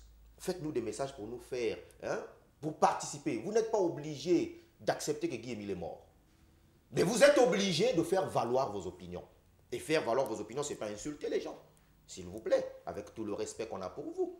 Faites-nous des messages pour nous dire qu'Émile n'est pas mort parce que c'est votre droit. Nous sommes en démocratie. Hein? Faites-nous des messages pour nous dire qu'Émile est mort parce que c'est votre droit aussi. Mais ne nous faites pas des messages pour nous insulter, s'il vous plaît. Sinon là, vous accusez bonne réception de votre incapacité à débattre intellectuellement, de façon responsable. Non, moi je sais, les Ponténégrins sont intelligents. Mais ne soyez pas la honte de cette ville, s'il vous plaît. Roi David, commentez-nous ce message. Alors, donc, il dit que je reçois de l'OPH. Il dit nous sommes 2. Après, il dit nous sommes 3. Barnamoun, Ngemezaba. Autrement dit, il est de la famille divine. Ça, au moins, on le sait. Mais comme il est venu pour nous enseigner, il s'est incarné. Donc, c'est toujours l'OPH qui travaille avec lui. Voilà pourquoi il dit, je suis le représentant légal. Donc, il est avec l'OPH. Maintenant, il reçoit les messages de l'OPH. Donc, les déclarations de Dieu. Et qu'est-ce qu'il fait? Il les transmet à son prédicateur général adjoint, son porte-parole, sa plume. Il dit, tu es l'issue, le canal par lequel je passe et de toi, j'atteins le peuple de Dieu. Donc, ça se passe comme ceci. OPH envoie à son représentant légal sur le plan terrestre. Lui, il envoie, il donne, il communique à son prédicateur général adjoint et le prédicateur général adjoint transmet le message au peuple de Dieu. C'est fort, ça. Mais c'est extraordinaire. Mais comment est-ce que les gens peuvent dire que non, mais écoutez, mais il a été démarché. Mais finalement, le grand maître là, il n'est pas inspiré. Il est alors, Dieu, mais comment il peut choisir, enfin, je ne sais pas, quelqu'un... Mais non. Monsieur Lissu, permettez-moi de vous appeler comme ça, Monsieur Lissu. Vous nous parliez aujourd'hui de la mort de Guy Émile Oufouas Séthiouabo. Oui. Ça veut dire qu'il vous a mis dans sa confidence. Bien sûr. Et il a même... C'est à moi qu'il avait dit qu'il a 2 façons de quitter ce monde. 89. Mais je crois qu'il y a des gens, des présidents de section ou pas ailleurs, qui n'étaient même pas à Luzolo. Mais pourquoi Dieu ne les avait pas choisis, eux, pour leur donner ce message? Depuis 89, alors, je savais. Si vous êtes venu avec ces preuves, balancez-nous les preuves où Guy Émile Oufouas Séthiouabo parle de sa propre mort. Bon, mais les preuves, il y en a un nombre impressionnant. Mais je vais vous dire aussi de ça. Il dit, concernant ma mort, ça, je l'ai déjà mis à la disposition de tous les frères et sœurs parce qu'ils ont les DVD. Bon. Mais il va plus loin pour dire, il y a d'autres éléments. Et là, monsieur le jury, vous allez être surpris. Vous direz, mais finalement, il y avait autre chose. Il y a d'autres éléments concernant sa mort qu'il ne permet pas que je mette à la disposition des frères et sœurs tant qu'il n'y a pas encore l'unité. Parce qu'il dit, si tu les balances de mon vivant à moi, eh bien, je serai, comme dit Papa Guy, je serai encore mal vu. On peut écouter de la voix du maître. Voilà, il dit, tu les gardes. Lorsque je ne serai plus, c'est là où il parle de l'après-ville. Parce que les gens disent que l'après-ville n'existe pas. Lorsque tu sauras que je ne serai plus, à ce moment-là, tu vas les mettre à la disposition des frères et sœurs. Monsieur Lévin-Zénier, on peut écouter ça de la voix du maître? Effectivement, on va maintenant écouter. Maintenant, là, on peut... Cabine technique. La cabine technique nous dit qu'elle n'est pas encore prête. Ne nous appelez pas, chers téléspectateurs. Faites-nous des messages, s'il vous plaît. Ne nous appelez pas. Le téléphone n'est pas ouvert pour les appels. Mais vous pouvez nous faire des messages, poser vos questions. Nous reviendrons ici, certainement jeudi, pour soumettre ces questions au prédicateur général qui va se débattre pour y répondre. Ou alors, je peux peut-être parler peut-être d'autres choses, à moins que... Allez-y, allez-y. Bon, et justement, il dit même cela, il dit, mais Roi David, pour revenir à ce qu'il avait dit au départ, mais tu es trop modeste. Quand tu vas dans un milieu, à Luzolo, tu te mets dans un coin, tu dis, bon, voilà, je vais d'abord leur accorder la parole, ils vont parler, et après, je vais parler. Le grand maître, il dit, non! Qu'est-ce qu'ils savent, eux? On va écouter ce message-là où Guy Émile Oufouas Séthiouabo parle de sa mort. Cabine technique.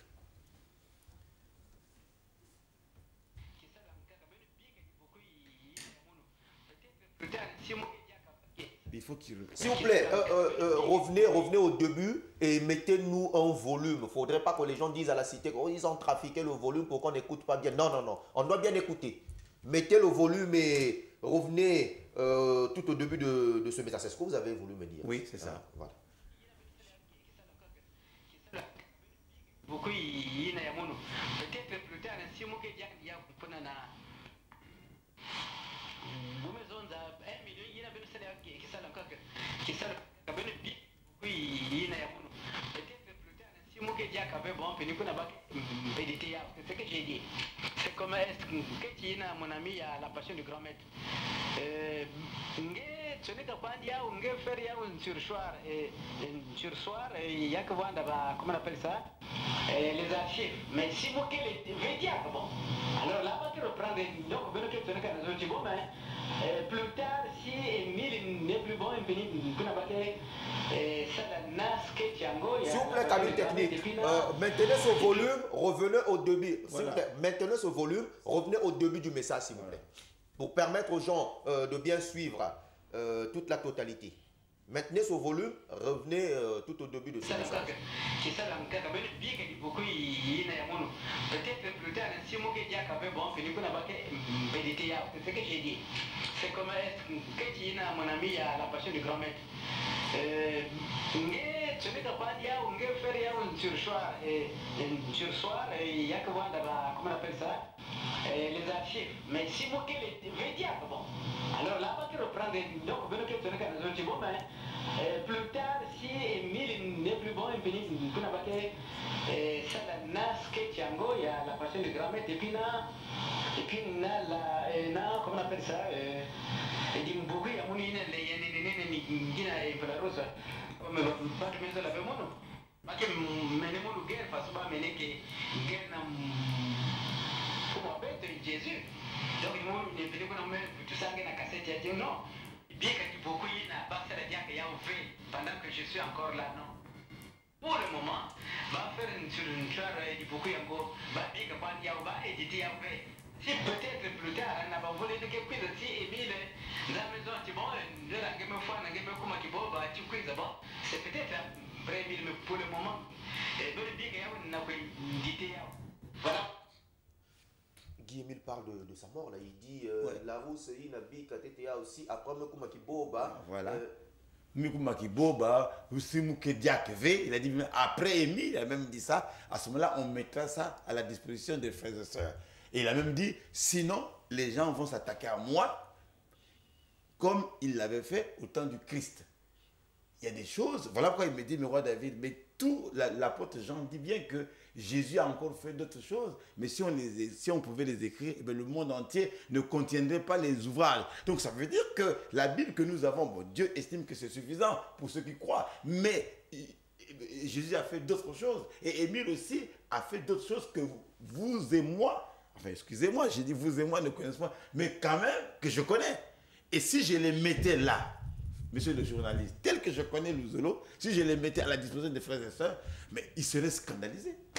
Et Patrick, il a dit, non, roi David, tu n'as pas le droit, tu as écrit, mais attends, lorsque tu apprendras que je ne suis plus, à ce moment-là, tu mettras le Larousse à leur disposition. Voilà pourquoi les gens disent, mais voilà, mais il a pris notre argent, il paraît qu'il y a des ouvrages, le Larousse, mais ce Larousse-là, on ne le voit jamais. Mais ils comprennent maintenant que le Larousse est écrit, mais il n'est pas publié parce que j'attendais la mort de Guy-Émile Houphouët-Boigny. Parce que là, quand les gens se mettront à lire cet ouvrage, ben, ils comprendront un peu la divinité de cet homme et ils sauront effectivement qu'il avait ses secrets.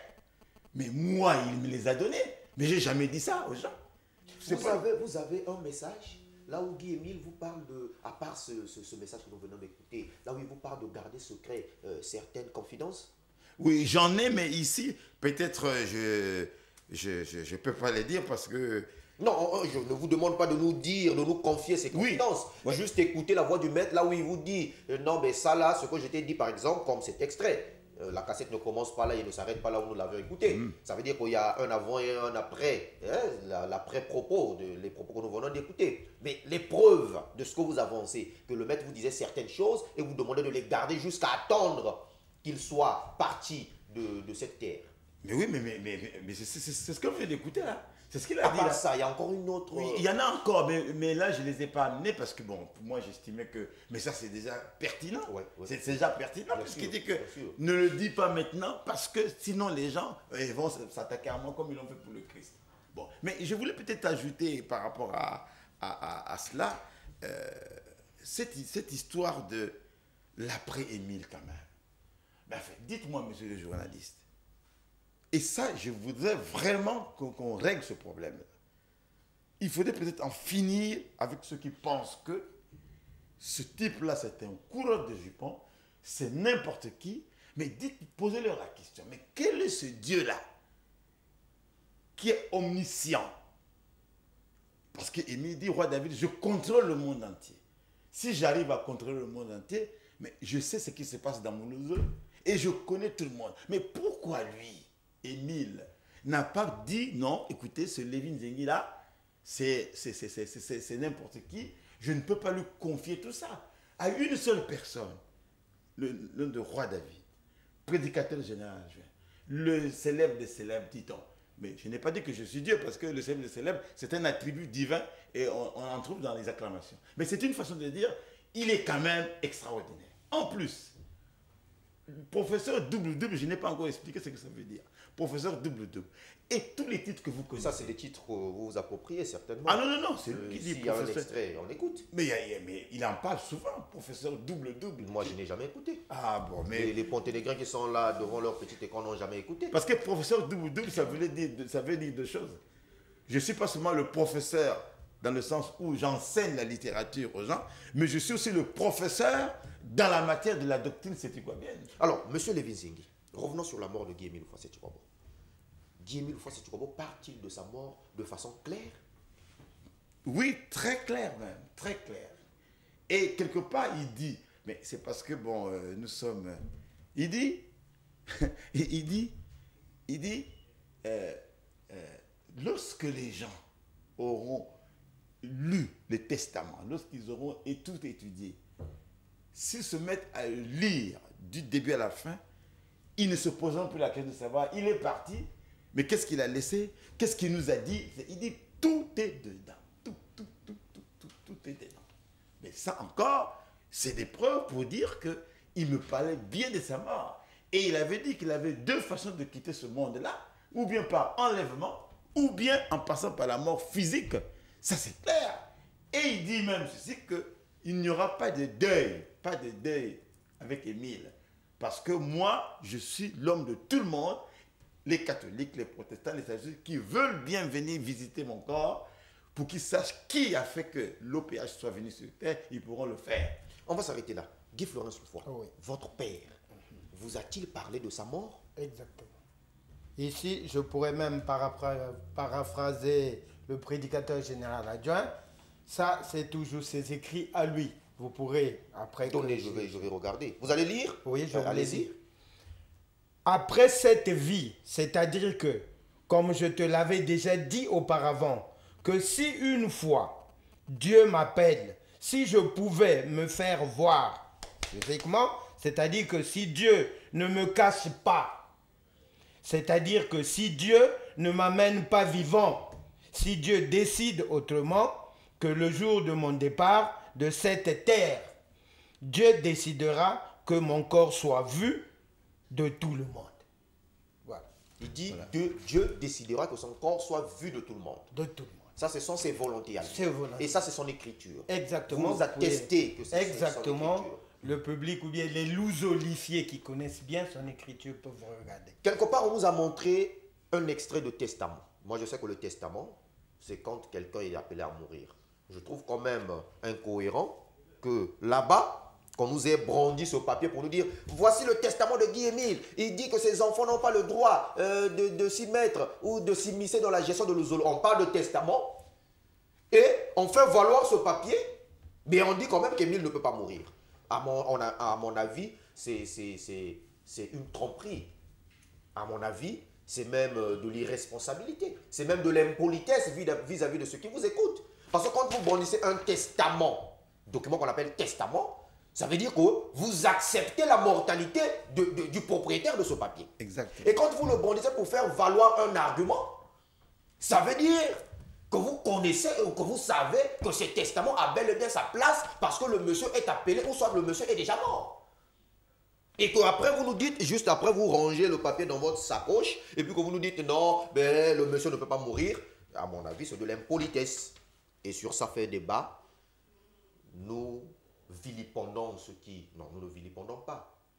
Mais nous jetons la pierre sur l'impolitesse. On n'aime pas l'impolitesse. On aime le respect.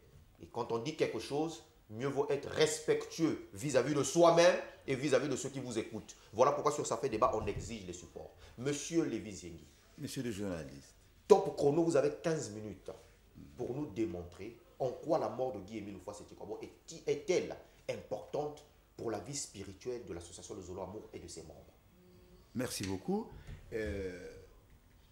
Je dis que cette mort est importante parce que elle va forcément amener l'être humain, enfin les lusolifiés, le monde entier, à l'obtention de leur salut. Ça, c'est important. Monsieur Guy Florence vient de dire ici qu'il ne peut pas faire plaisir aux humains, il préfère dire la vérité sur la mort de son père parce qu'il pense aussi au salut de son âme. Donc cette mort est importante parce qu'elle est là pour contribuer au salut de l'humanité. Christ dit bien que si un homme arrivait à perdre son âme, eh bien, il ne servirait à rien. À quoi sert-il à un homme de gagner le monde entier s'il perd son âme? Vous voyez, tout ça c'est pour dire que sans le sang rédempteur de Guy-Émile Houphouët-Sétikwabo, nous autres, nous ne pouvons pas être sauvés. C'est important. Et là, l'apôtre Paul dit, parce que j'aime toujours leur donner des références, il dit, Dieu a fait de nous ses ambassadeurs. Mais je pense qu'un ambassadeur, mais je crois que c'est un représentant de son gouvernement à l'étranger.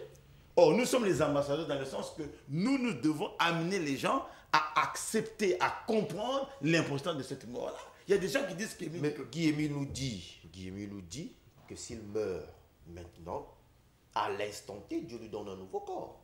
Ça veut dire qu'il n'est pas mort, en fait. Oui, alors là, c'est toujours mal compris. S'il meurt maintenant, qu'ils comprennent là, les gens qui aiment toujours... Vous savez, les pharisiens, ils avaient toujours l'art de tordre les enseignements. Mais c'était une ruse satanique. Hein. Il dit, si je meurs, Dieu me donne un nouveau corps. Mais ça veut dire quoi? Mais si je meurs, ça veut dire, sous-entendu, si vous, les humains, vous ne voulez pas que je continue ma mission et qu'à cause de vous, je sois obligé d'arrêter ma mission, à ce moment-là, cette mort-là va vous condamner. Mais quand il dit si je meurs, ça veut dire si mon heure est arrivée, un nouveau corps, c'est quoi? Mais ça veut dire que le corps physique est déjà là. Mais le nouveau corps, c'est le corps de gloire.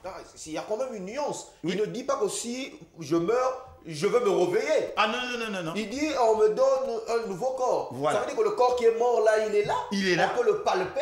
Oui. On peut le toucher. On peut même faire ce que Guy Florence le fois avait fait. Il a appelé papa, c'est moi Guy. Voilà, c'est vraiment ça. Et puis du reste, monsieur le journaliste, mais c'est beau à dire. Mais moi, je pense quand même que... on parle bien de l'apôtre Paul, de Thomas, non? Thomas qui disait que moi, je ne peux pas croire que Christ est ressuscité si de moi-même, je ne touche pas les plaies de Jésus. Mais ceux qui disent là que Émile n'est pas là-bas, mais qu'il se déplace, qu'il quitte Pointe-Noire, Brazzaville, qu'ils aillent à Kibossi, qu'ils fassent ce qu'on appelle une étude analytique, et qu'ils reviennent dire, oui, moi j'ai été en chair et en os là-bas, j'ai bien vu qu'il ne s'agit pas d'Émile. Mais ces gens qui le disent ne sont jamais allés à Kibossi. Pourquoi ils n'y vont pas? Donc c'est des menteurs. Revenez sur ça. Si je meurs, donc si je meurs, Dieu me donne un nouveau corps. Dieu me donne un corps, ça veut dire que j'ai toujours mon corps de gloire, mais le corps physique est là. Parce que l'adjectif nouveau prouve déjà que ce qui est ancien, on a abandonné ce qui est ancien pour ce qui est nouveau. Voilà, nouveau corps. Il aurait pu dire, si vous me tuez, en un clin d'œil, je me réveille. Je me réveille, oui. Mais il n'a pas dit que je me réveille, il dit, il me donne un nouveau. Sous-entendu, il y a déjà le corps physique qui est là. Et il y a un autre. Mais Guy-Émile dit aussi que si vous me tuez et que je mourrai, et que je meurs, bon, si on a déjà tué, ça veut dire que la personne est morte. Ouais. C'est le monde mourra aussi. Bah ouais, mais là, vraiment... Mais ça veut dire qu'il ne peut pas mourir. Oui. C'est l'interprétation que nous fait certains de vos membres. Vous savez, monsieur le journaliste, Jésus était, enfin, peut-être pas moqueur. Il avait dit, détruisez ce temple je vais le rebâtir en 3 jours. Les pharisiens, ils étaient bêtes comme leurs pieds et ils ont interprété cela à la lettre. Oh, nous avons mis 46 ans pour bâtir ce temple. Et toi, tu m'as dit ça en 3 jours. Jésus dit, tu as entendu, mais tu n'as pas compris. Brute épaisse. C'est ça? Donc les gens qui disent que, voilà, Émile a dit, voilà, si je meurs, le monde va... Mais non, c'est faux. Mais nous sommes quand même en 2018. Mais nous disons qu'il est bien mort en 2008. Mais le monde continue d'exister. Mais ça voulait dire quoi? Émile avait menti? Mais vous-même, vous pouvez répondre. Nous disons bien qu'Émile est mort. Mais puisque nous disons qu'il est bien Alors il avait menti? Mais non, il n'a pas menti. Mais expliquez-nous qu'est-ce que ça veut dire. Si vous me tuez, le monde mourra.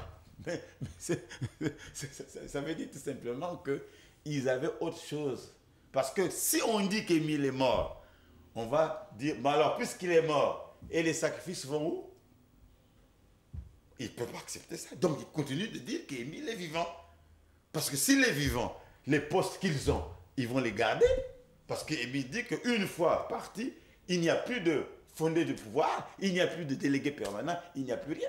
Il n'y a plus de sacrifice. Il n'y a plus de sacrifice. Ah ça, on va développer ce thème-là, Oui. La prochaine fois. Parce que si Émile n'est plus sur terre, ça veut dire qu'il n'y a plus de sacrifice. Ben oui. Et attention, hein, c'est la sœur de Guy Florence Loufoy qui aujourd'hui détient les manettes. Malheureusement. Ah mais... Ne dites pas ça parce que vous risquerez de créer des dommages à votre frère qui se balade avec vous en ce moment. Guy Florence Loufoy, c'est quand même sa sœur. Il y a les intérêts de la famille à protéger. Hein. Mais oui, mais comme je vous dis, monsieur le général, il dit tu es le canal, tu es l'issue.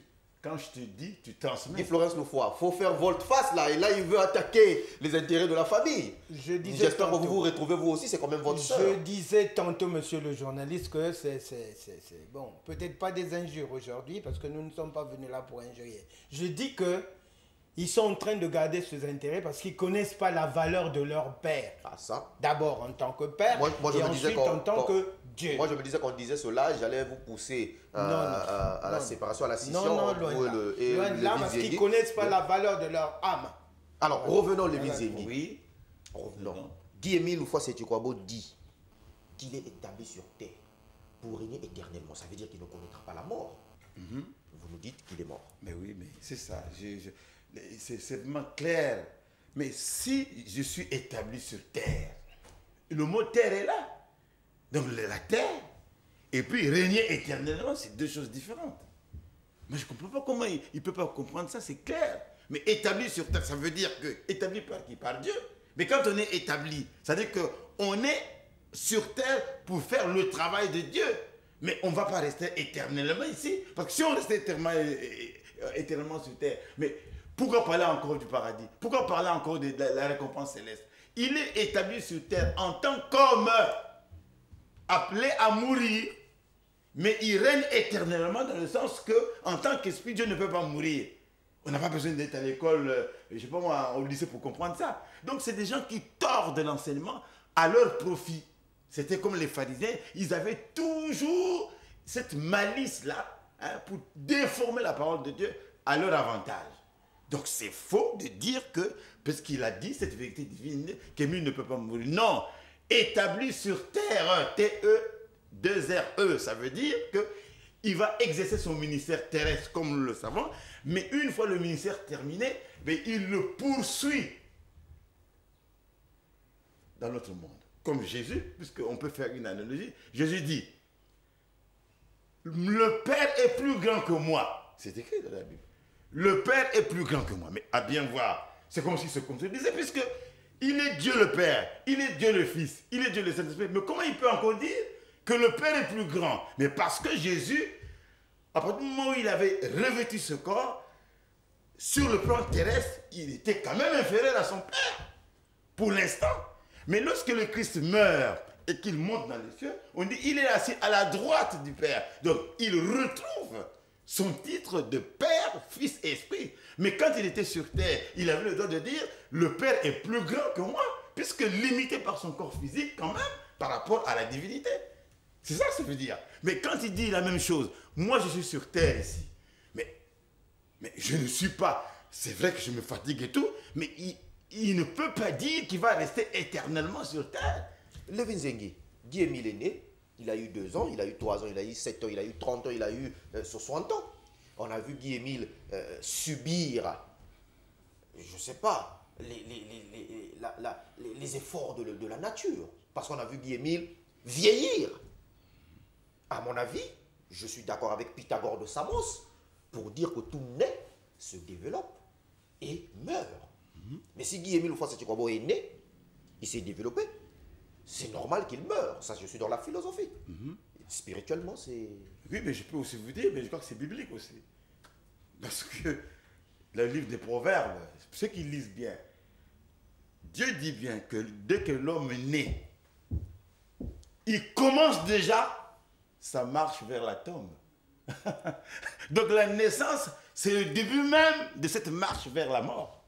C'est clair quand même. Mais en 2 minutes, roi David, Melchisédek, Oui. roi de Salem, Oui. il n'avait ni arbre généalogique, il est sorti du néant, il est reparti dans son néant, là d'où il est sorti.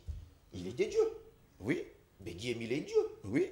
Mais expliquez-nous pourquoi Guy-Émile, aujourd'hui, vous nous dites qu'il est mort dans une tombe, alors que ceux qui disent que Guy-Émile n'est pas mort, il est en vie, il n'est plus en contact physique avec les humains de la terre, c'est peut-être qu'ils font allusion à Melchisédek aussi. Oui, c'est-à-dire, bon, peut-être que je pourrais répondre, mais, monsieur le journaliste, parfois il faut faire taire les gens quand même. Hein. Mais quand ils disent là, qu'Émile est Dieu et tout ça, Melchisédek, ils racontent plein de trucs. Est-ce qu'on ne peut pas résoudre ça en 1 minute?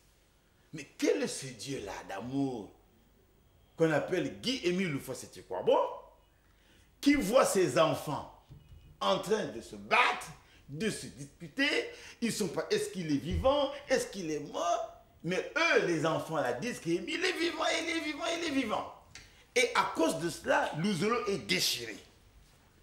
Tel que nous connaissons Émile, est-ce qu'il peut continuer d'exister dans sa chair et regarder là, comme une idole, son peuple en train de se battre sans qu'il réagisse? Parce qu'il peut mettre fin à ce désordre-là en une phrase, ou bien une cassette.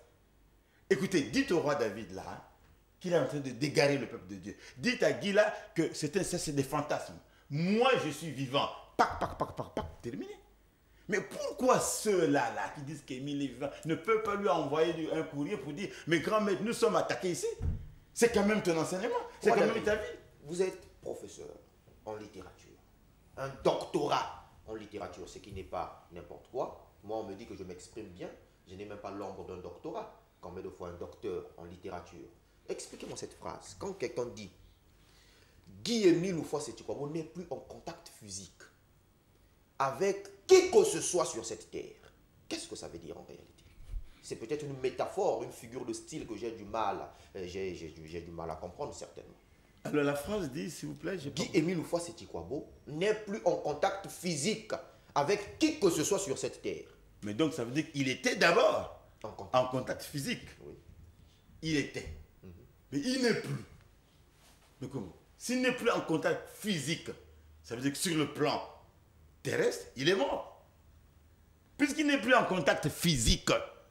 Mais enfin, je vous vois, monsieur le journaliste. Je suis en contact avec vous. Mais le jour où vous ne serez plus vivant, je ne peux plus dire que j'ai un contact physique avec monsieur le journaliste. Donc, dire cela, ça veut dire reconnaître sous une forme voilée la mort physique de Guy-Émile Houphouët-Boigny. C'est clair comme moi, je ne sais pas. Et encore, c'est plus grave puisqu'il dit il n'est plus. S'il avait encore dit il n'est pas, on peut dire que, bon, il s'est retiré pendant un moment donné à Mayama ou quelque part, mais il reviendra. Mais il n'est plus P-E-U-S. Ça veut dire jamais, jusqu'à la fin du monde, il ne sera plus en contact. Donc, ça fait 2 arguments qui montrent que celui qui dit ça déclare clairement que Guy-Émile Houphouët-Boigny est bien mort sur le plan physique. Vous êtes dans l'association de Zolo Amour. On va finir, on va chuter par là. Qui nomme les responsables au niveau de l'association? Oui. Au niveau de l'association, c'est Guy lui-même qui nomme les responsables.